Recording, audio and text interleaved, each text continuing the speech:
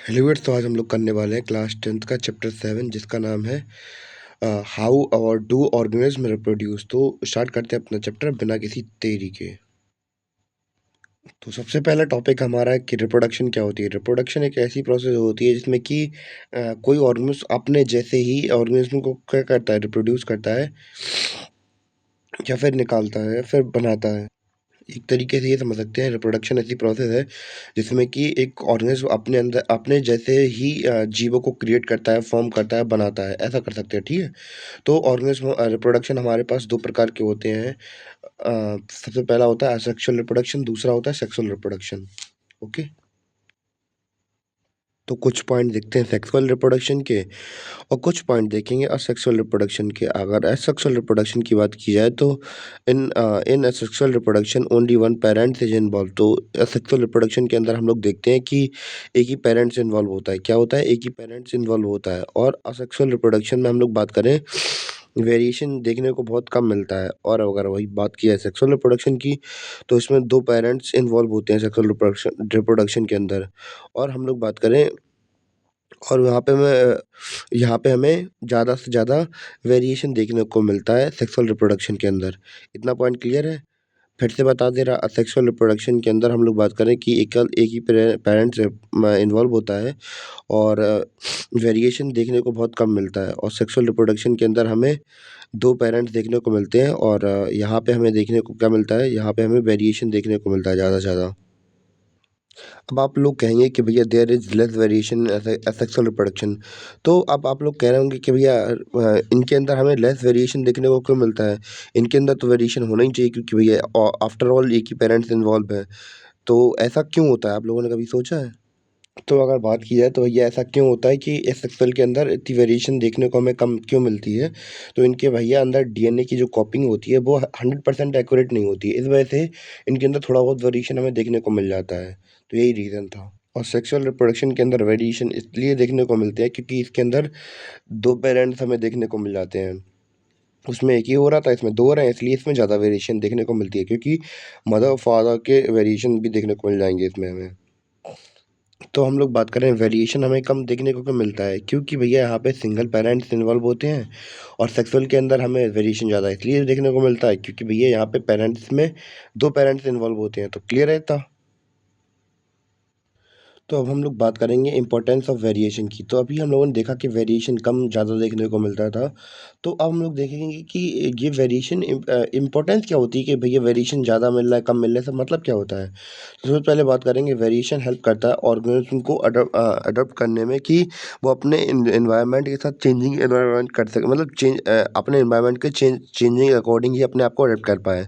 दूसरा ये होता है कि वेरिएशन में प्रोवाइड करता है क्या, स्टेबिलिटी प्रोवाइड करता है स्पीशीज़ को कि वो सपोर्ट कर सके, मतलब एवोल्यूशन के दौरान पार्टिसिपेट कर सके। अब जैसे मान चलिए जैसे कि अपने फिजिकल एनवायरनमेंट चेंज हो रही है, ठीक है? फिजिकल एनवायरनमेंट चेंज हो रही है तो अगर वेरिएशन अगर उसके अंदर आता रहा तो भैया वो अपने फिजिकल एनवायरनमेंट को चेंज होते ही होते उसी के हिसाब से अपने शरीर को ढाल लेगा। अगर उसके अंदर वेरिएशन हमें बहुत कम देखने को मिलेगा तो वो जैसे कि हमारा फिजिकल एनवायरनमेंट चेंज होता रहेगा, उसके हिसाब से अडॉप्ट ही नहीं कर पाएगा। तो भैया इसलिए ये इम्पोर्टेंट है कि क्या करें कि हमारे शरीर में वेरिएशन आता रहे और हम लोग क्या अपने फिजिकल एनवायरनमेंट को अडॉप्ट करते रहें। तो उसी हिसाब से हमारी बॉडी को, या फिर हम लोग बात करें, हम लोग चेंज होते रहेंगे अपने एनवायरनमेंट के अकॉर्डिंग। अगर नहीं किया तो अब जैसे मान चलिए कि बहुत ज़्यादा गर्मी हो गई, बहुत ज़्यादा गर्मी हो गई, बहुत ज़्यादा गर्मी आ गई और हमेशा के लिए हमारा क्लाइमेट ऐसे ही हो गया। तो अब मान चलिए कि अगर कोई एनिमल है, ठीक है? कोई एनिमल है, कोई एनिमल या प्लांट है, अब उसने अपने आप को वेरिएशन, मतलब उसके अंदर जो जेनेटिक चेंजेस थे वो आए नहीं, तो भैया उसकी बॉडी थी ठंडे लायक के नॉर्मल या मीडियम टाइप में रहने वाला था या बहुत ठंडे रहने वाला था। तो भैया जब बहुत ज़्यादा ठंड गर्मी पड़ेगी तो भैया उसे, जब वेरिएशन आया ही नहीं उसके अंदर, तो भैया अडैप्ट ही नहीं कर पाएगा वो तो फिजिकल एनवायरनमेंट को। जैसे ही जो गर्मी बढ़ने लगेगी वो हाल के निपट जाएगा या खत्म हो जाएगा। तो अगर वो अपने जो डीएनए था उसके अंदर अगर चेंजमेंट लाता, वेरिएशन होती उसके अंदर, तो वो अडॉप्ट कर लेता अपने एनवायरनमेंट को, पर यहाँ पे नहीं कर पाया तो वो खत्म हो गया या फिर उसके अंदर एवोल्यूशन आ ही नहीं पाया। क्लियर है आपको इतना? तो थोड़े बहुत इम्पोर्टेंट पॉइंट जो हैं और सेक्सुअल रिप्रोडक्शन के वो और देख लेते हैं, फिर आगे बात जो करेंगे हम लोग। पहले अगर हम लोग सेक्सुअल रिप्रोडक्शन की बात करें, यहाँ पे गैमीट फॉर्मेशन नहीं होता है, ना ही फर्टिलाइजेशन की प्रोसेस होती है। और अगर वहीं सेक्सुअल रिप्रोडक्शन की बात की जाए तो भैया यहाँ पे गैमीट फॉर्मेशन भी होता है और फर्टिलाइजेशन की प्रोसेस भी होती है। और आगे चल के समझेंगे इन दोनों प्रोसेस के बारे में कि कैसे-कैसे गैमीट फॉर्मेशन होता है, क्या गैमीट फॉर्मेशन होता है, क्या फर्टिलाइजेशन होती है। और हम लोग बात करें असेक्सुअल रिप्रोडक्शन, बहुत हम लोग बात करें बहुत सिंपल होती, मतलब ज़्यादातर हमें सिंपल ऑर्गेनिज्म या फिर लोअर ऑर्गेनिज्म में देखने को मिलती है। वही सेक्सुअल रिप्रोडक्शन हमें कॉम्प्लेक्स और हायर एनिमल्स में देखने को मिलती है, जैसे कि हम इंसान या फिर दूसरे जानवर हमारे, ठीक है। और हम लोग बात करें कि जो प्रोसेस है एसेक्सुअल रिप्रोडक्शन की, ये बहुत जल्दी हो जाती है। और जो हम लोग बात करें कि सेक्सुअल रिप्रोडक्शन है, ये बहुत धीमे-धीमे होती है, तभी तो इसमें सालों-सालों का टाइम लग जाता है। और वही अगर एसेक्सुअल की बात की जाए तो बहुत जल्दी हो जाती है। क्लियर है तो?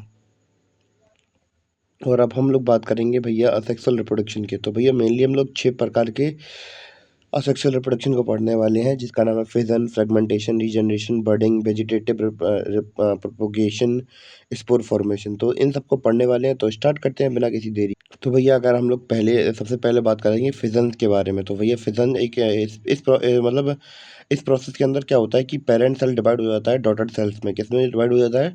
डॉटर सेल्स में डिवाइड हो जाता है। अगर हम लोग बात करें कि मेनली टू टाइप्स के फिजन हमें देखने को मिलते हैं। तो भैया पहला बात करेंगे बाइनरी फिजन के बारे में। तो भैया बाइनरी फिजन में क्या होता है कि पेरेंट सेल जो होता है वो 2 डॉटर सेल्स में डिवाइड हो जाता है। तो इसका एग्जांपल है क्या? अमीबा और पैरामीशियम। और अगर हम लोग बात करें कि मल्टीपल फिजन में क्या होता है, तो एक पेरेंट्स होते हैं वो डिवाइड हो जाते हैं बहुत सारी डॉटर सेल्स में, फॉर एग्जांपल प्लाज्मोडियम। क्लियर है इतना? अब हम लोग दूसरे टाइप के बारे में बात करने वाले हैं, जिसका नाम है फ्रेगमेंटेशन। तो भैया इस प्रोसेस के अंदर ऑर्गेनिज़्म क्या कर देता है, अपने आप को छोटे-छोटे पीस में फ्रेगमेंट कर लेता है, यानी कि बाँट लेता है। और जो हम लोगों ने छोटा पार्ट देखा था, वो एक नए ऑर्गेनिज़्म के अंदर डेवलप हो जाता है। जैसे कि एग्ज़ाम्पल में आपको दिख रहा होगा, स्पाइरो वगैरह एग्ज़ाम्पल दिया गया है। तो भैया इसने अपने आप को फ्रेगमेंट कर लिया, अलग-अलग छोटे-छोटे पार्ट में डिवाइड कर लिया है, और धीमे-धीमे सब सिंगली अपने आप को फुली डेवलप कर लेते हैं। तो उम्मीद है कि आपको समझ में आया हो ये फ्रेगमेंटेशन। तो भैया तीसरे की तरफ बढ़ते हैं। तो तीसरे में रीजनरेशन हम लोग देखते हैं। तो इस रीजनरेशन के अंदर होता क्या है कि एक्सेक्सुअल रिप्रोडक्शन में there are some organism that have capacity, यानी कि यहाँ पे केवल कुछ ही ऑर्गेनिज्म ऐसे होते हैं भैया, इनके पास कैपेसिटी होती है अपने आप को बड़ा करने की या फिर फुल ऑर्गेनिज्म में बनने की। क्यों? क्योंकि जब इन्हें कट कर दिया जाता है तो भैया मेन ऑर्गेनिज्म में, यानी कि किसी एक आप जीव को काट रहे हैं, काटने के बाद उसके पास इतनी कैपेसिटी है कि उसका जो कटा हुआ हिस्सा है, तो उससे वो क्या कर रहा है, अपने आप को फ्री जनरेट कर ले रहा है। So these are the such organisms. If we cut part of them, then part converted into the complete organism. वही है कि भैया कि एक किसी ऑर्गेनिज्म को अगर आपने काट दिया, उसका कुछ पार्ट आपने काट दिया, और उसके बाद वो क्या कर रहा है, अपने आप को रीजनरेट कर रहा है। Regeneration is rarely seen in organism. भैया बहुत कम ऑर्गेनिज्म के अंदर हमें रीजनरेशन देखने को मिलता है। क्यों? क्योंकि भैया इसके लिए क्या चाहिए पड़ता है, इसके लिए हमें स्पेशल रीजनरेटिव सेल्स चाहिए पड़ते हैं भैया, जैसे कि बहुत कम एनिमल्स के अंदर हमें देखने को मिलता है। इस वजह से ये थोड़े खास होते हैं, क्योंकि रीजनरेटिव सेल हर किसी के पास नहीं होते हैं। अगर इसके एग्जाम्पल की बात की तो भैया प्लानेरिया, हाइड्रा, इसके एग्जाम्पल्स हमें देखने को मिलेंगे। अगर रीजनरेशन के एग्जाम्पल की बात की जाए तो एग्जाम्पल प्लानेरिया और हाइड्रा में देखने को मिलेंगे। तो अब हम लोग बात करेंगे बडिंग के बारे में। तो अगर बडिंग की बात की जाए तो भैया एक स्मॉल पार्ट डेवलप होता है पेरेंट्स बॉडी पर, और बाद में क्या होता है कि वो बड जब ग्रो हो जाता है तो भैया अपने पेरेंट बॉडी से अलग हो जाता है, और क्या बना लेता है, एक नया ऑर्गेनिज्म बना लेता है। जैसे एग्जाम्पल इसका हाइड्रा, यीस्ट। तो क्लियर हो गया बडिंग। अब हम लोग बात करेंगे वेजिटेटिव प्रोपगेशन के बारे में। इसमें होता क्या है, so this is a method of reproduction in which plant reproduce. ये एक ऐसा मेथड होता है रिप्रोडक्शन का, जिसमें कि प्लांट रिप्रोड्यूस करते हैं उनके वेजिटेटिव पार्ट से, जैसे कि बात करें लीफ से, स्टेम से, रूट से, ठीक है। और जो वेजिटेटिव रिप्रोडक्शन होता है, ये दो टाइप का देखने को मिलता है। एक तो होता है नेचुरल वेजिटेटिव रिप्रोडक्ट प्रोपोगेशन, दूसरा होता है आर्टिफिशियल वेजिटेटिव प्रोपोगेशन। तो ये नाम से ही समझ गए होंगे आप लोग, अंतर क्या है इसमें, कुछ है ही नहीं कुछ खास। तो जैसे कि मैंने आपसे पहले ही कहा था कि नेचुरल वेजिटेशन के अंदर क्या होता है, so natural vegetative propagation happen naturally. भैया ये नेचुरली होता है मतलब प्लांट्स के अंदर। और अगर आर्टिफिशियल की बात की जाए तो भैया इसमें हम लोग इंसान अपने हाथों से क्या करते हैं, इनके बीच में कुछ कटिंग वगैरह करके कुछ करके पेड़ वगैरह उगाने की कोशिश करते हैं। तो जैसे यहाँ पे लिखा हुआ भी है, humans ourself carry out vegetative propagation in plant through certain processes. कौन कौन सी प्रोसेस होती हैं? कटिंग, ग्राफ्टिंग, लेयरिंग और टिश्यू कल्चर। इन प्रोसेस की मदद से वो करते हैं, प्लांट्स के बीच में रिप्रोडक्शन करवाते हैं। ठीक है, क्लियर? तो क्लियर हो गया। तो अब हम लोग बात करेंगे हमारे आर्टिफिशियल वेजिटेटिव प्रोपगेशन की कुछ बेनिफिट्स के बारे में, जिसकी वजह से हम लोग इसमें के अंदर हम लोग इसी को चुनते हैं। तो सबसे पहले हम लोग बात करें, जैसे हमें जो भी करैक्टरिस्टिक चाहिए पड़ते हैं, तो भैया जैसे हमें कुछ भी करैक्टरिस्टिक चाहिए प्लांट के अंदर, तो हम लोग इंट्रोड्यूस करा सकते हैं अपने हाथों से। तो और दूसरा क्या है कि in this we can produce disease free plant. तो भैया जो आप लोगों ने जेनेटिक जब क्लास 12th वगैरह में आ जाएंगे तो जेनेटिक हम लोग बात करें कि जीन्स मॉडिफिकेशन के थ्रू हम लोग क्या कर सकते हैं, डिजीज फ्री प्लांट बना सकते हैं। तो भैया हम लोग क्या कर सकते हैं, डिजीज फ्री प्लांट, यानी कि अब ऐसी हम लोग इवन कि हम लोग तो अब ऐसे प्लांट्स बना सकते हैं जो कि अगर कीड़ा वो तो खाएंगे भी, तो भैया कीड़े खुद में पड़ जाएंगे। तो we can produce genetically identical plants through this process. तो हम लोग जेनेटिकली आइडेंटिकल प्लांट्स को भी बना सकते हैं, और 100% चांस ऑफ सर्वाइवल, अगर हर प्लांट हमारा 100% सर्वाइव करे, तो भैया ऐसे हम लोग जेनेटिक मॉडिफिकेशन करके उसे ऐसे प्लांट बना सकते हैं। तो भैया हर प्लांट के 100% सर्वाइवल चांस बन जाएँगे, यानी कि ऐसा उसे ऐसा कुछ भी नहीं हो सकता। इवन कि अब तो हम लोग ऐसे प्लांट भी बना सकते हैं तो जो कि भई भरी भरी गर्मी में ज़िंदा रह सकें। क्यों? क्योंकि भैया हम लोगों ने उनके अंदर ऐसे मतलब जीन्स डाल दिए होंगे कि वो अपने आप को सर्वाइव करने के लिए बहुत कम पानी के अंदर भी सर्वाइव कर सकते हैं। तो भैया छठवें के बारे में बात करते हैं। तो भैया छठवां हमारा स्पोर फॉर्मेशन। तो इसमें होता क्या है कि स्पोर फॉर्मेशन में एक पेरेंट प्लांट क्या करता है, रिलीज करता है 1000 ऑफ माइक्रोस्कोपिक रिप्रोडक्टिव यूनिट, उन्हें हम लोग स्पोर्स बोलते हैं। और यही हम लोग बात करें, स्पोर्स डेवलप हो जाते हैं इंडिविजुअली प्लांट्स में डेवलप हो जाते हैं। इसका एग्जाम्पल है क्या, यहाँ पे पूरी स्पेलिंग नहीं लिखी, सॉरी उसके लिए। अगर एग्जाम्पल की बात करें तो राइजोप्लस इसका एग्जाम्पल है। अब भैया बात करेंगे सेक्सुअल रिप्रोडक्शन के बारे में। सेक्सुअल रिप्रोडक्शन के अंदर हम लोग दो चीज़ों को पढ़ते हैं, फ्लावर्स और ह्यूमंस को। तो सबसे पहले फ्लावर्स के बारे में पढ़ेंगे, फिर बाकी हम लोग ह्यूमंस के बारे में पढ़ेंगे। तो जैसे अगर हम लोग बात करें कि हिबिस्कस का फ्लावर है, तो इसके अंदर स्टेमन, पीटल्स, सेपल्स और पिस्टल्स प्रेजेंट रहते हैं। तो भैया अगर हम लोग बात करें कि इसके दो पार्ट होते हैं, स्टेमन और पिस्टल, तो भैया इनकी बेसिस पर ये बाइसेक्सुअल या यूनिसेक्सुअल में फर्दर डिवाइड किए जाते हैं। क्या होते हैं उनको और समझते हैं। तो सबसे पहले बात करेंगे यूनिसेक्सुअल के बारे में। तो यूनिसेक्सुअल फ्लावर्स ऐसे फ्लावर्स होते हैं जिनके अंदर हम लोग बात करें केवल एक ही पार्ट होता है, या फिर स्टेमन होता है या फिर पिस्टल होता है। जैसे एक एग्जाम्पल इसका पपाया या फिर तरबूज। ठीक है। बाइसेक्सुअल क्या होता है? बाइसेक्सुअल ये होता है कि ऐसे प्लांट्स होते हैं जिनके अंदर दोनों रिप्रोडक्टिव पार्ट होते हैं, स्टेमन भी हो पिस्टल भी हो।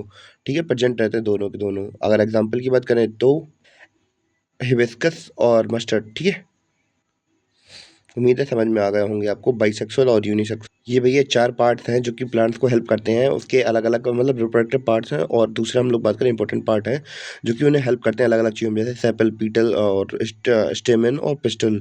तो अगर सीपल की बात करें तो भैया सीपल का काम क्या होता है, ये स्टार्टिंग में क्या करते हैं, sepal protect the flower in initial stage. तो भैया फ्लावर्स को इनिशियल स्टेज में हेल्प करते हैं। और पीटल की बात की तो भैया पीटल अट्रैक्शन प्रोवाइड करते हैं, किसको अटैक करने के लिए, छोटे छोटे इंसेक्ट को अटैक करने के लिए। और आप लोग सोच रहे हो कि अटैक क्यों कर रहे हैं भैया, और कोई मतलब नहीं है इनका। इनका मतलब केवल यही है, अट्रैक्ट इसीलिए कर रहे हैं क्योंकि भैया ये अट्रैक्ट इसलिए कर रहे हैं। क्यों? क्योंकि भैया ये आगे चल के क्या करेंगे, जैसे आपने जर्मिनेशन वगैरह सुना होगा, कि मतलब कि प्लांट्स को अटैक करेंगे तो भैया इनकी सेक्सुअल रिप्रोडक्शन में हेल्प करते हैं। क्योंकि जब इन्हें क्या करना होता है, अपने क्या पोर्ट्स वगैरह इनके वो निकलेंगे, पॉलन ग्रेन्स निकलेंगे, तो पॉलन ग्रेन्स को लेकर अपने रिप्रोडक्शन करने के लिए वो जैसे कि जो छोटे इंसेक्ट हुए, तो इनके पॉलन ग्रेन्स लेके दूसरे प्लांट या फ्लावर्स में लेके जाएंगे और दूसरे प्लांट में ड्रॉप कर देंगे। तो इससे हमें क्या देखने को मिलेगा, इससे हमें ये देखने को मिलेगा कि उनके अंदर मतलब दूसरे प्लांट के अंदर रिप्रोडक्शन हो जाएगी इनकी। तो ये इसलिए अट्रैक्ट करते हैं हमारे प्लांट्स वगैरह इन छोटे छोटे इंसेक्ट को। अगर इसकी एग्जांपल की बात की जाए तो भैया बटरफ्लाई, हनी बी, इन सबको अट्रैक्ट किया जाता है। अब तीसरे की बात करते हैं स्टेमन की। तो भैया ये मेल रिप्रोडक्टिव पार्ट होता है फ्लावर का, जो कि रिलीज करता है क्या, पॉलन ग्रेन्स रिप्रोडक्शन के लिए। क्लियर है था? और भैया हम लोग स्टेमिन की बात करें तो ये फर्दर और 2 पार्ट में डिवाइडेड है, जैसे कि हम लोग बात करें एंथर और फिलामेंट। अगर आप पिस्टल की बात करें तो पिस्टल क्या है, ये एक फीमेल रिप्रोडक्टिव पार्ट है फ्लावर का, और जो कि मतलब जो कि प्रेजेंट होता है कहाँ पे, सेंटर में प्रेजेंट होता है फ्लावर के। तो भैया उसके भी 3 पार्ट होते हैं, स्टेमिन, स्टाइल और ओवरी। स्टेमिन, स्टाइल और ओवरी, ठीक है, ये वाली स्टाइल नहीं है जो आप समझ रहे हैं। तो भैया होता क्या है कि जो हमारा एंथर होता है, तो स्टेमिन या फिर एंथर होता है, इससे हमारे पॉलिन ग्रेन्स कहाँ चले जाते हैं, पिस्टल के पास चले जाते हैं। तो इसी प्रोसेस को हम लोग पॉलिनेशन कहते हैं। तो इसकी डेफिनेशन अभी विजुअल हो जाएगी। तो ये आ गई हमारी डेफिनेशन किसकी, पॉलिनेशन की। तो transfer of pollen grain from anther to stigma, वो ये कि एंथर से स्टिग्मा की तरफ हमारे प्लांट मतलब पॉलन ग्रेन जाते हैं। तो ये ऐसी प्रोसेस को पॉलिनेशन कह देते हैं। और पॉलिनेशन भी फर्दर 2 टाइप्स का होता है। पहला होता है सेल्फ पॉलिनेशन, दूसरा होता है क्रॉस पॉलिनेशन। सेल्फ पॉलिनेशन की बात किया तो भैया एक प्लांट का हम लोग बात करें, प्लांट के कुछ पार्ट्स मतलब एक प्लांट है उसका हम लोग बात करें कि पॉलन ग्रेन है, वो अपने ही प्लांट की स्टिग्मा के ऊपर जा रहा है, तो भैया वो सेल्फ पॉलिनेशन होता है। और भैया दूसरे प्लांट के ऊपर जा रहा है, अब मतलब इसमें 2 प्लांट्स लग रहे हैं, तो भैया क्रॉस पॉलिनेशन हो जाएगा। क्लियर है इतना? अगर सेल्फ पॉलिनेशन की बात की है तो भैया ये केवल बाइसेक्सुअल फ्लावर्स के अंदर देखने को मिलेगा। और जो क्रॉस पॉलिनेशन है ये हमें हमें किस में देखने को लगा, बोथ यूनिसेक्सुअल एंड बाइसेक्सुअल दोनों में देखने को मिलता है, ठीक है। और this pollen grains inside the flower do not automatically get transferred, यानी कि ये अपने आप एक दूसरे से ट्रांसफर नहीं होते हैं, और इनके लिए कुछ एजेंट्स की रिक्वायरमेंट पड़ती है। वही है जबकि मैंने आपको पहले ही बता दिया था कि हमारे कुछ इंसेक्ट वगैरह होते हैं, तो भैया यही ले जाते हैं। तो भैया इसमें ज़रूरी नहीं कि केवल इंसेक्ट ही हो, दूसरी चीज़ भी इन्वॉल्वमेंट हो जाती है, उनको हम लोग फर्दर समझेंगे अब। तो क्या-क्या चाहिए पड़ता है, कौन-कौन से एजेंट चाहिए पड़ते हैं? तो भैया वाटर, विंड और इंसेक्ट चाहिए पड़ते हैं। इंसेक्ट को तो अट्रैक्ट कर लेती है, और वाटर, विंड तो फिर अपने आप ले ही जाते हैं, तो उन्हें कोई लुभाने की ज़रूरत नहीं पड़ती प्लांट्स को। और जो प्लांट वगैरह हैं, स्मेल वगैरह इसलिए प्रोड्यूस करते हैं कि प्लांट्स इंसेक्ट को अट्रैक्ट कर सकें। तो हम लोग अब बात करेंगे तो क्या होता है कि जब पॉलिन ग्रेन्स स्टिग्मा तक पहुँच जाते हैं, तो ये समझते हैं। तो भैया अगर जब पॉलिन ग्रेन पहुँच जाते हैं राइट स्टिग्मा तक, तो भैया उन्हें कहाँ पहुँचना होता है? फीमेल जर्म सेल तक पहुँचना होता है, जो कि लोकेटेड होते हैं कहाँ पे? ओवरी में लोकेटेड होते हैं। और जो जब पॉलिन ग्रेन हम लोग बात करें has passed the pollen grain to reach ovary, तो क्या कहाँ तक मतलब हमारे क्या होते हैं जो मतलब पॉलन ग्रेन्स होते हैं, ये क्या होते हैं एक तरीके से, अगर आपको समझ में नहीं आ रहा तो मैं आपको पहले ही बता दूं कि भैया पॉलन ग्रेन जैसे ह्यूमंस के अंदर जो स्पर्म होते हैं वैसे ही होते हैं। तो भैया इनके अंदर अगर रिप्रोडक्शन करानी है प्लांट के अंदर, तो भैया पॉलन ग्रेन्स को ये क्या है, मेल स्पर्म्स एक तरीके से मान लीजिए, जो कि पहुंच रहा है कहाँ, ओवरी के अंदर। ये जब ओवरी के अंदर पहुंच जाएंगे तभी हमारा प्लांट क्या होगा, रिप्रोड्यूस कर पाएगा, या फ्लावर रिप्रोड्यूस कर पाएगा। तो भैया हाँ, तो दूसरे पॉइंट पे था मैं, तो दोबारा से स्टार्ट कर देता हूँ। तो भैया पॉलिन इनको क्या भैया पॉलिन ट्यूब से ओवरी तक पहुँचने के लिए पॉलिन ट्यूब से पास होना पड़ता है, और इसे हम लोग क्या बोलते हैं, स्टाइल बोलते हैं। तो हम लोग बात करें जब पॉलिन ग्रेन पहुँच जाते हैं ओवरी के पास, तो भैया प्रोसेस हो जाती है किसकी, फर्टिलाइजेशन की। और फर्टिलाइजेशन की प्रोसेस होती है वैसे ही हमारा प्लांट क्या हो जाता है, रिप्रोड्यूस हो जाता है। क्लियर? तो हमने देखा कि फर्टिलाइजेशन प्रोसेस तो हो गई। तो भैया इस फर्टिलाइजेशन प्रोसेस में होता क्या है कि भैया जो मेल गैमीट और फीमेल गैमीट थे भैया, वो दोनों मिल मिल जाते हैं और क्या बना लेते हैं, ज़ाइगोट बना लेते हैं। तो भैया अगर हम लोग बात करें, जब एक बार हमारा ज़ाइगोट बन जाता है, तो भैया ये कई बार डिवाइड होता है किसके अंदर, ओव्यूल के अंदर, किसके लिए बनाने के लिए, एम्ब्रियो बनाने के लिए, ठीक है। बाद में एक सीड कोट प्रेजेंट मतलब इसके ओव्यूल के टॉप पे बन जाता है, तो भैया बाद में ग्रेजुअली वो क्या बन जाता है, वही सीड बन जाता है। और जल्दी से हम लोग डबल फर्टिलाइजेशन भी देख लेते हैं। भैया इस प्रोसेस के अंदर होता क्या है कि 2 मेल पोलर न्यूक्लियाई क्या पहुँचते हैं, ओवरी के अंदर पहुँचते हैं। तो भैया एक तो भैया फ्यूज़ कर लेता है एग के साथ, दूसरा फ्यूज़ कर लेता है पोलर न्यूक्लियाई के साथ। तो यहाँ पे 2 बार फर्टिलाइजेशन हमें देखने को मिलता है, इसलिए इसे डबल फर्टिलाइजेशन कह देते हैं। क्लियर है इतना? तो भैया हम लोग बात करेंगे सेक्सुअल रिप्रोडक्शन के बारे में। अब सेक्सुअल रिप्रोडक्शन किसके बीच में, इंसानों के अंदर कैसे कैसे होती है। तो भैया बात करते हैं इसके अंदर, सबसे पहले बात करेंगे प्यूबर्टी के अंदर। तो प्यूबर्टी एक ऐसा टाइम पीरियड होता है इंसान की लाइफ का, हर एक ऑर्गेनिज्म की लाइफ का भैया कि वो कब मतलब एक तरीके से रिप्रोडक्टिवली मैच्योर हो जाता है। इसका कहने का मतलब यही है कि भैया कि अब पहले के समय में आपको पता होगा कि ये बाल विवाह हो जाते थे, क्यों हो जाते थे। वो भी उनकी भी पर्टिकुलर फिक्स एज होती थी भैया, 13-14 साल या 12-13 साल। क्यों? क्योंकि भैया अब मैं सपोर्ट नहीं कर रहा चाइल्ड मैरिज को, पर बता रहा हूँ कि हाँ, कि 13-14 साल में कोई इंसान रिप्रोडक्टिवली या फिर सेक्सुअली मैच्योर हो जाता है। 13-14 साल तक हमारे जो एक तरीके से कहा जाए, तो मैं कैसे कहूँ उस चीज़ों को कि आप फादर या मदर बनने के काबिल हो जाते हैं 13-14 साल में, क्योंकि आपके जो रिप्रोडक्टिव ऑर्गन्स हैं वो डेवलप हो चुके होते हैं। और भैया हम लोग कहें that and that condition of individual is called puberty. तो भैया यही इसी कंडीशन को प्यूबर्टी बोलते हैं, जब हम लोग रिप्रोडक्टिवली मैच्योर हो जाते हैं। क्लियर है? ठीक है। और puberty can be called the period when the germ cells start forming in the ovary of girls or females, and the sperm cells start forming in the testes of boys or males। तो भैया वही है कि लड़कों के अंदर sperm cells बनने लगते हैं और जर्म सेल बनने लगते हैं फीमेल्स के अंदर। तो भैया हम लोग कह सकते हैं सेक्सुअली मैच्योर हो गया ये बंदा या बंदी।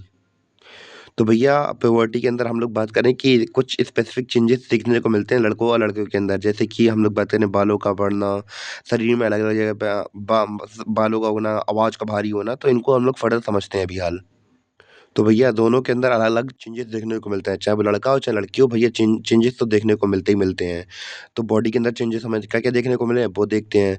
सबसे पहले हम लोग बात करें ब्रेस्ट साइज़, यानी कि breast size of girl start increasing, यानी कि जो ब्रेस्ट का साइज़ होता है वो इंक्रीज़ होने लगता है किनके अंदर? लड़कियों के अंदर, ठीक है।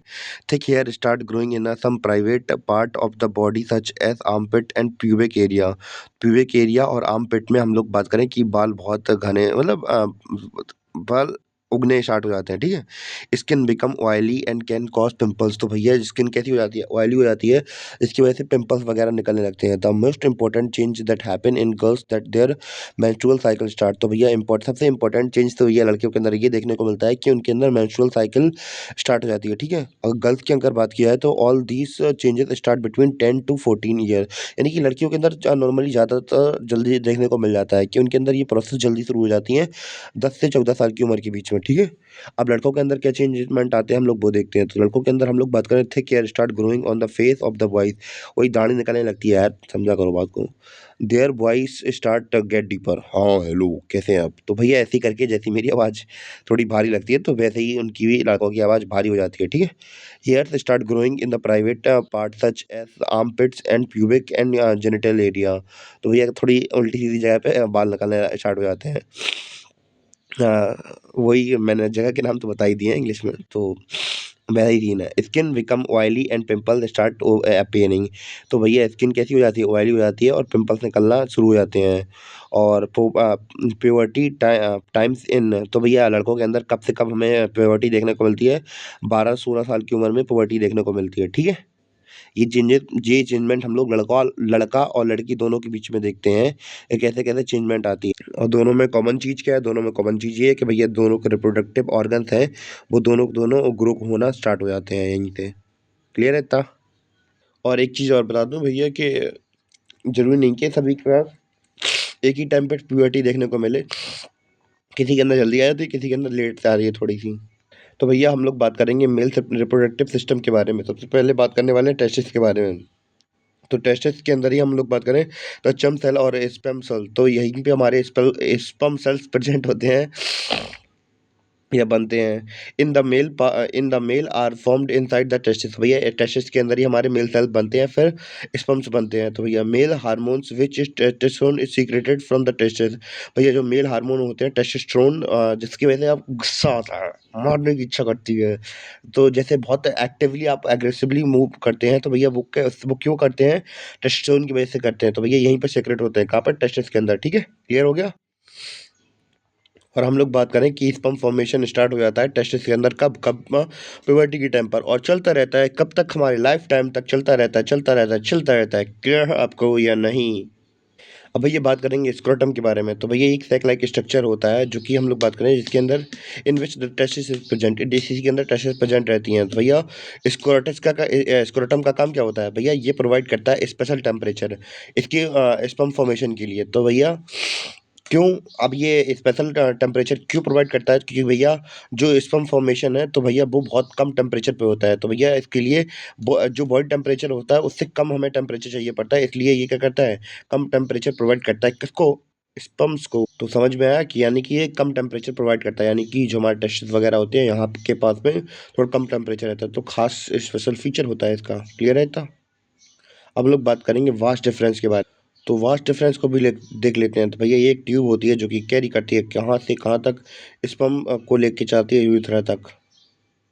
तो भैया यूरेथ्रा क्या होता है? भैया यूरेथ्रा कॉमन पाथ होता है किसके लिए? अब स्पर्म्स और यूरिन, यानी कि टॉयलेट पे मेल्स के अंदर टॉयलेट और स्पर्म्स एक ही पार्ट से निकलते हैं। ये आपको दिख रहा होगा यूरेथ्रा, अंदर आगे आगे की तरफ आपको दिख रहा होगा। तो ये होता है यूरेथ्रा, यहीं से टॉयलेट यानी कि यूरिन, यानी कि दूसरा होता है स्पर्म, यानी कि अब मैं इसका हिंदी नाम नहीं बोला, पता तो है, बोल नहीं रहा मैं। ठीक है, क्लियर हो गया? तो भैया अभी तक हमने इतना देख लिया। अब हम लोगों का सॉरी, इसीलिए मैं एक सॉरी बोल देता हूँ कि भैया आपको ये जो आपको ये डायग्राम के वर्ड्स हैं वो दिख नहीं रहे होंगे, क्योंकि थोड़ा कट हो जाता है ये, तो उसके लिए सॉरी। और अब हम लोग पूरा पूरा मतलब पूरे डायग्राम की मदद से समझ लेते हैं, और यहाँ पर डायग्राम आपको सही से क्लियरली दिख नहीं रहा होगा, उसके लिए मैं पहले सॉरी बोल देता, पर यहाँ पे लिखा हुआ है, तो भैया इससे कोई प्रॉब्लम होने वाली नहीं है। तो स्टार्ट करते हैं अपना मेल रिप्रोडक्टिव सिस्टम पूरे स्टार्टिंग तरीके से, कैसे कैसे इसके अंदर रिप्रोडक्शन वगैरह होती है, वही समझते हैं अब। तो जैसा कि मैंने आपको अभी तक बताया हुआ था कि मेल रिप्रोडक्टिव सिस्टम के अंदर क्या होता है, फर्स्ट हमारा स्पर्म फॉर्मेशन होता है कहाँ पे? टेस्टिस के अंदर, जो कि प्रेजेंट होता है स्क्रॉटम सैक के अंदर, ठीक है। और ये स्पर्म जाते हैं कहाँ पे? वास्ट डिफरेंस के अंदर जाते हैं, और ये फिर वास्ट डिफरेंस से दूसरी ट्यूब के अंदर जाते हैं, जो कि कनेक्टेड होता है कहाँ पे? यूरिनरी ब्लैडर से, और which further connect to the urethra, और जो कनेक्ट होते हैं कहाँ पे? यूरेथ्रा से कनेक्टेड होते हैं। और which is the common passage for transfer of sperms and urine. तो भैया यूरिन और स्पर्म का दोनों का कॉमन पासेज होता है, यानी कि दोनों के दोनों यहीं से निकलते हैं। मतलब एक तरीके से ये कह सकते हैं कि भैया जो हमारा हम लोग बात कर रहे थे किसके बारे में? हम लोग बात कर रहे थे यूरेथ्रा के बारे में। तो भैया यूरेथ्रा ही वो ऐसा मतलब पॉइंट है जहाँ से हमारा यूरिन निकलती है और स्पर्म्स वगैरह भी निकलते हैं। तो भैया ये इंपॉर्टेंट पॉइंट बन जाता है हम लोग के लिए। तो भैया इसके बाद हम लोग बात करेंगे दो ग्लैंड के बारे में, कौन कौन से? प्रोस्टेट ग्लैंड और सीमनल ग्लैंड। भैया यहाँ पे स्पेलिंग दिख नहीं रही होगी, तो भैया मैं आपको बता दे रहा हूँ। प्रोस्टेट ग्लैंड की स्पेलिंग है PROSTAT ग्लैंड, और दूसरी है सीमनल ग्लैंड, सॉरी सीमनल वेसिकल। तो भैया SEMINALVESICLE, ठीक है, ये इसकी स्पेलिंग है। तो भैया ये दोनों ग्लैंड क्या करते हैं? So this glands do secret which in nutrition for sperm. तो भैया न्यूट्रिशन देते हैं किसको? स्पर्म्स को। और भैया इनका काम क्या हुआ था, ये मैंने जैसे कि आपको बताया, ये न्यूट्रिशियस होते हैं स्पर्म्स के लिए, और ये क्या कर देते हैं, जो स्पर्म सेल्स होते हैं उनको कन्वर्ट कर देते हैं लिक्विड फॉर्म में, जिसके हम लोग सीमन कहते हैं। तो भैया सीमन सुना होगा आप लोगों ने, शेयरिंग वगैरह में सुना होगा, या फिर छोड़ो, अब ज़्यादा खराब हो जाएगा फिर वो। तो भैया जो हमारे स्पर्म सेल्स होते हैं भैया सीमेंट के फॉर्म में ही प्रेजेंट होते हैं, वो थोड़े लिक्विड ही रहते हैं, तो बस वैसे ही काम करता है। अब लोग समझने वाले हैं फीमेल रिप्रोडक्टिव सिस्टम के बारे में। तो भैया फीमेल रिप्रोडक्टिव पार्ट की बात की है, तो भैया तो फीमेल रिप्रोडक्टिव सिस्टम को समझते हैं, तो इसमें हम लोग सबसे पहले बात करेंगे ओवरीज के बारे में। तो ये क्या होती हैं? ओवल शेप्ड की होती हैं। कैसी होती हैं? ओवल शेप्ड की होती हैं, और ये प्रेजेंट होती हैं, इनका एक मतलब ये पेट्स में प्रेजेंट रहती हैं, और हम लोग बात करें लोअर एब्डोमेन के हर साइड पे प्रेजेंट रहती हैं, ठीक है। और इनका काम क्या होता है? इनका काम होता है ओवम सेल्स को रिलीज़ करना और फीमेल सेक्स हार्मोन्स को रिलीज़ करना, इनका काम होता है, जो कि है क्या? एस्ट्रोजन और प्रोजेस्टेरोन। तो क्लियर हो गया ओवरीज के बारे में। तो भैया बात की जाए फैलोपियन ट्यूब की, तो भैया फैलोपियन ट्यूब ऐसी जगह होती है जहाँ पे ये this is the site of fertilization inside the female, यानी कि फर्टिलाइजेशन की साइट होती है फीमेल्स के अंदर। क्लियर है था? और हम लोग बात करें कि इसे ओविडक्ट भी कहा जाता है, जो कि हम लोग बात करें which is a pair of hollow muscular duct, और कहाँ पे प्रेजेंट रहता है? ये बिटवीन ओवरीज और यूथरस के बीच में प्रेजेंट रहता है। और इसका मेन फंक्शन क्या होता है? Its function is to carry eggs to the uterus. इसका काम क्या होता है? इसका काम होता है कि एग्स को यूथरस तक लेके जाना होता है, ठीक है, क्लियर। तो जैसा कि हमने आपसे कहा कि भैया ये एग्स को यूथरस तक ले जाती है, और कैसे कैसे ले जाती है, और इसके बाद क्या होता है वो आगे समझते हैं हम अब। अब भैया बात करेंगे यूरेथ्रस के बारे में। तो यूरेथ्रस क्या होता है? This is a hollow pear shaped like bag like structure, और इसके अंदर हम लोग बात करें कि in which the complete development of embryo occurs after fertilisation, यानी कि फर्टिलाइजेशन के बाद इसी के अंदर हम लोग बात करें कि एम्ब्रियो का डेवलपमेंट होता है। तो इसी को हम लोग क्या कहते हैं? वोम कहते हैं। क्या कहते हैं? वोम कहते हैं। इसे गर्भ भी कहते हैं हिंदी में। तो भैया बात करें कि जब फर्टिलाइजेशन अकर नहीं होता है, तो भैया यही रिस्पॉन्सिबल होता है किसके लिए? मेंस्ट्रुअल साइकिल के लिए। क्लियर है? इसके बाद बात करेंगे वजाइना के बारे में। तो भैया अब बात करते हैं वजाइना के बारे में। तो ये मस्कुलर कनाल होती है जो कि रिसीव करती है क्या? स्पर्म्स। तो यहीं से स्पर्म्स हमारे रिसीव किए जाते हैं। इंपॉर्टेंट फंक्शन देख लेते हैं। तो भैया यही क्या है? बर्थ कनाल है। और हम लोग बात करें मेंस्ट्रुअल साइकिल भी यहीं से होती है। और तीसरा चीज़ भैया सेक्सुअल प्रेजर, जो कि क्या कहते हैं, अब हम कुछ कह नहीं रहा तो अच्छा नहीं लगता है। तो भैया सेक्सुअल प्रेजर हमें सेक्सुअल मतलब एक तरीके से कह रहे तो सेक्सुअल सुख, आई मीन सुख यहीं से मिलता है हमें, सेक्सुअल प्लेजर मतलब। क्लियर हो गया? तो भैया हमारा अगला टॉपिक यही होने वाला है क्या? यहाँ पे भी थोड़ी आपको कटिंग वगैरह दिखनी चाहिए। तो यहाँ पे जहाँ से जो कट पार्ट है तो ये एम्ब्रियो जो लिखा हुआ है वो कट जाएगा। उसके लिए मैं फिर से सॉरी बोलता हूँ। तो ये फर्टिलाइज़ेशन देखते हैं, यानी कि फर्टिलाइज़ेशन कैसे-कैसे ह्यूमन बीइंग के अंदर होती है वो देखते हैं। तो भैया सबसे पहले हम लोग बात करें फर्टिलाइज़ेशन होती क्या है? तो इसके अंदर होता क्या है कि भैया जो हमारा फ्यूज़न होता है किसका, मेल गैमीट स्पर्म्स का और फीमेल का। तो भैया इससे क्या बनता है? इससे दोनों के जब हम लोग बात करें कि जब दोनों के गैमीट मिल जाते हैं तो होता क्या है? तो the when the sperm fuses with the egg it's form zygote. तो भैया जब फीमेल के एग के साथ स्पर्म सेल मिल जाते हैं, तो भैया क्या बन जाता है? ज़ाइगोट बन जाता है। तो which forms a new progeny, progeny मतलब कि एक नया सेल बना देता है। तो इस ज़ाइगोट के अंदर हम लोग देखने को मिलेंगे कुछ फर्दर और डिवीज़न होते हैं और ये बाद में एम्ब्रियो में कन्वर्ट हो जाता है, ठीक है? और ये एम्ब्रियो कहाँ पहुँच जाता है? ये पहुँच जाता है soft and thick lining of uterus, यानी कि यूटेरस के पास पहुँच जाता है और उसके बाद हम लोग और फर्दर डेवलपमेंट देखते हैं। और ये कहाँ पे? यूटेरस के अंदर ही डेवलप करता है एम्ब्रियो हमारा। और so the baby inside the uterus get it nutrition, यानी कि यूटेरस के अंदर होता है और ये से क्या न्यूट्रिशन मिलता है अपने मदर के ब्लड से, जो कि हम लोग बात करते हैं उसे कहते हैं क्या? प्लेसेंटा। तो जैसा कि हमने बात की थी भैया कि कैसे-कैसे अब हम लोग ये देखते हैं कि कैसे-कैसे जो बच्चे का फ़ॉर्मेशन है वो कैसे-कैसे होता है वो समझते हैं। सबसे पहले ओवरी क्या करती है, एक हम लोग बात करें एग सेल रिलीज़ करती है और हम लोग बात करें स्पर्म्स आके दोनों क्या बनाते हैं? ज़ाइगोट बना देते हैं। ज़ाइगोट किसमें? एम्ब्रियो में चेंज होता है। एम्ब्रियो में कन्वर्ट होने के बाद भैया ये यहाँ पे थिक लाइनिंग के पास में पहुँच जाता है यूटेरस के। तो भैया वहाँ पे बच्चे का ग्रोथ वगैरह होता है और इसमें होल प्रोसेस बनने में मतलब 9 महीने अप्रॉक्स लग ही जाते हैं। तो इतना क्लियर हुआ? तो अब हम लोग बात करेंगे कि भैया अगर जो एग है वो फर्टिलाइज़ नहीं होता है तो क्या होता है? तो भैया जैसे कि हमें पता है कि ओवरी हमारी क्या करती है, हर महीने एक एग रिलीज़ करती है, ठीक है? और हम लोग बात करें ओवरी जो एग्स है वो अल्टरनेटिवली रिलीज़ करती है, यानी कि कभी-कभी राइट ओवरी हमारी एग रिलीज़ कर देगी, कभी-कभी लेफ्ट ओवरी रिलीज़ कर देगी, ठीक है? तो ऐसा सीन चलता है।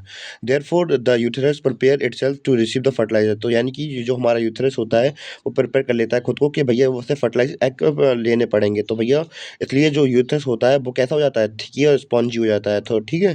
The egg that is release remain active for 2 और 3 डेज़। तो भैया जो एग होता है अगर जब वो रिलीज़ होता है तो वो कब तक एक्टिव रहता है? 2 या 3 दिन तक एक्टिव रहता है। तो भैया जैसे कि आपको ये लाइनिंग दिख रही होगी, तो ये जैसे ये मैं उँगली तो नहीं रख रहा, पर जहाँ पे ये डार्क रेड कलर का आपको एरिया दिख रहा होगा, जहाँ पे ये हाइलाइट हो रहा है, तो भैया इस एरिया को जो लाइनिंग की हमेशा ज़रूरत नहीं पड़ती है।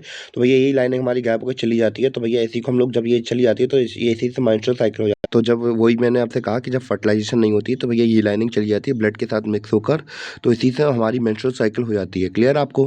तो बस इतना समझ में आ गया आपको? तो भैया हम लोग बात करें मेंस्ट्रुएशन साइकिल स्टार्ट हो जाती है, प्यूबर्टी के दौरान शुरू हो जाती है फीमेल्स के अंदर और कब तक चलती है? 45 की एज तक चलती है। अब भैया ये मत कहना कि 45 तक ही चलती है, एक एवरेज टाइम लिया जाता है। तो कभी में किसी के अंदर ज़्यादा चल जाती है, किसी के अंदर कम चल जाती है। ठीक है? क्लियर है इतना?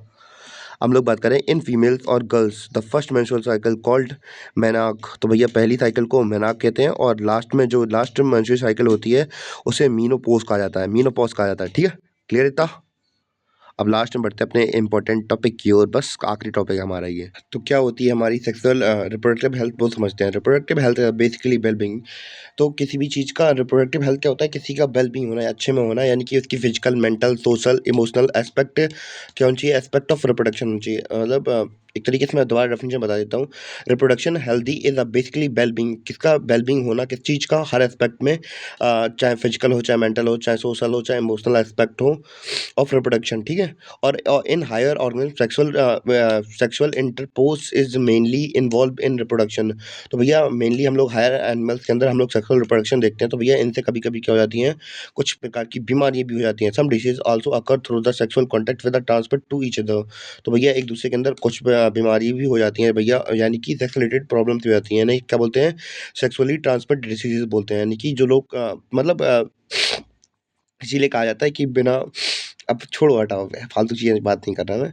तो एक तरीके से कहते हैं भैया कि सोच समझ के एक्सेप्ट करना चाहिए, क्योंकि भैया बहुत बार ये हो जाता है कि सेक्सुअली बीमारियाँ ट्रांसमिट हो जाती हैं। यानी कि आप कुछ लोग क्या करते हैं, सेक्स करने जाते हैं, फिर उनके साथ प्रॉब्लम्स हो जाती हैं। कैसे-कैसे प्रॉब्लम्स हो जाती हैं वो देखते हैं हम लोग आगे, क्योंकि इनसे क्या हो जाती हैं, बीमारियाँ हो जाती हैं बहुत सारी। तो जैसे कि हम लोग बात करें एचआईवी वगैरह का नाम सुना होगा, तो भैया इतनी खतरनाक बीमारियाँ होती हैं कि क्या ही कह दें, कि आपके शरीर की धज्जियाँ उड़ जाएँगी, इम्यून सिस्टम लैक हो जाएगा। क्यों? क्योंकि आपने कुछ चीज़ों का ध्यान नहीं रखा है। तो वही है कि भैया सेक्सुअली ट्रांसमिटेड डिसीज़ हमारे 2 प्रकार से फैलती हैं, एक तो बैक्टीरिया के थ्रू फैलती है, एक वायरस के थ्रू फैलती है। बैक्टीरिया के थ्रू फैलती हैं तो भैया जैसे कि यहाँ पे एग्ज़ाम्पल लिखे हुए भी हैं गोनोरिया, और वायरस के थ्रू फैलती हैं एचआईवी, वॉट्स, तो ये हमारे एग्ज़ाम्पल थे किसके, वायरस के थ्रू फैलती थी। जो बैक्टीरिया के थ्रू फैलती है उन्हें बैक्टीरियल एसटीडीज़ कह देते हैं, और जो वायरस के थ्रू फैलती हैं उन्हें वायरल एसटीडीज़ कह देते हैं। पे सेक्सुअली ट्रांसमिटेड डिसीज़ है किसका, एसटीडी का फुल फॉर्म, ठीक है, क्लियर है? और ये इतनी ज़्यादा हार्मफुल होती है कि ये किसी की मौत के लिए भी ज़िम्मेदार हो जाती हैं। तो मैं बात कहूँ, मैंने खुद एग्ज़ाम्पल देखी है भैया कि अगर कोई बंदा ऐसा कर लेता है ना भाई, एक तो दूसरी बात, एक मैं क्या कह दूँ, पर्सनल एक्सपीरियंस है, किसी को हो गई थी तो इतनी भयंकर तरीके से रो रहा था बंदा वो, क्या कह दूँ मैं, क्या कह दूँ?